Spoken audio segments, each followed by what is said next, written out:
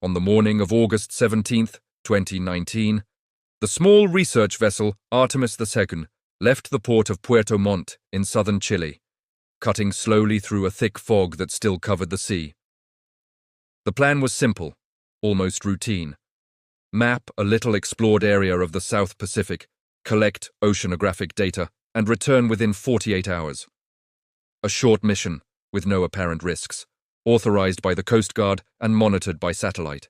On board were only 3 people. Lucas Andrade, a 34-year-old Brazilian oceanographer known for accepting missions, others refused. Maria Torres, a 29-year-old Chilean naval engineer responsible for testing newly installed sensors on the hull. And Rafael Moya, a 41-year-old captain with more than 15 years of experience navigating extreme waters, including storms in the Strait of Magellan. For him, the trip seemed too calm to go wrong. Throughout the first day, the sea remained calm.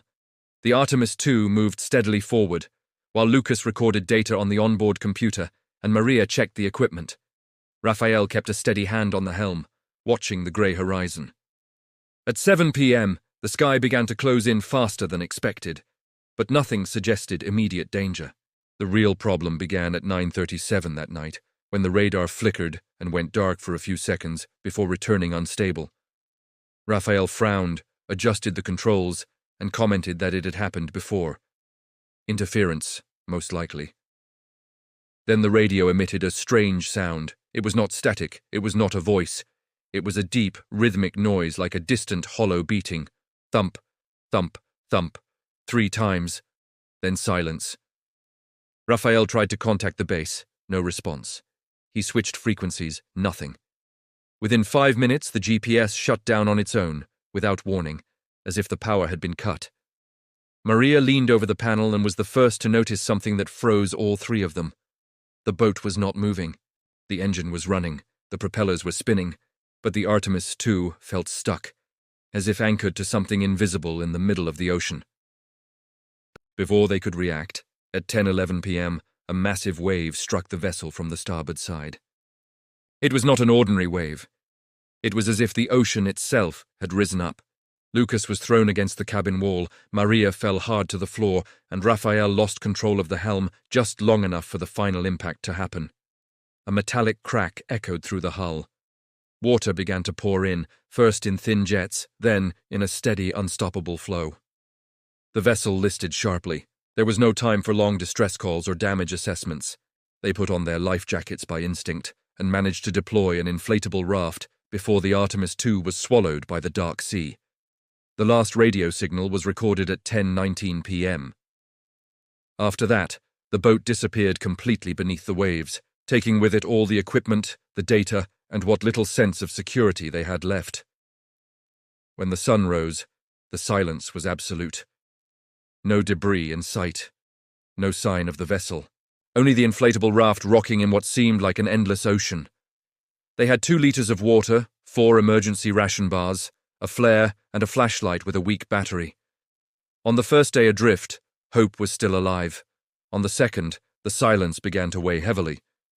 On the third day, Rafael said something quietly that changed everything. The currents made no sense. They were being pulled away from known shipping routes, toward an area where almost no vessels passed. It meant one simple, terrifying thing. No one would find them by chance. In the early morning of the 4th day, at exactly 2:17 a.m., Lucas woke up drenched in cold sweat. Thump, thump. Deep, heavy, regular. It was coming from beneath the raft. Maria woke moments later and confirmed she heard it too. Rafael tried to stay calm, but his hands shook as he gripped the edge of the raft. The sound lasted exactly 3 minutes, then stopped, as if it had never existed. From that night on, it returned at the same time, with the same duration. None of them slept properly again. On the 5th day, the water ran out. On the 6th, the food was gone. The sun burned relentlessly during the day, cracking skin and lips. At night, the cold was so intense it locked their muscles.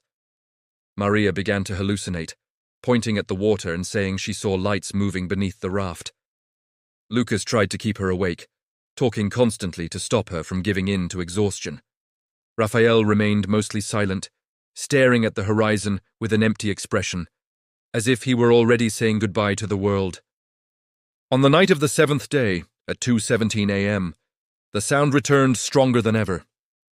The raft began to vibrate, as if resting on top of a massive engine. Then something touched the bottom of the inflatable. It did not pull. It did not strike. It simply pressed against it, gently, for 5 long seconds that felt endless. When the sound stopped, Raphael took a deep breath and said only one sentence, in a low, almost respectful tone. Whatever it is, it knows we're here. On the morning of the 8th day, when they no longer had the strength even to speak, a different sound cut through the sky. The distant noise of rotors.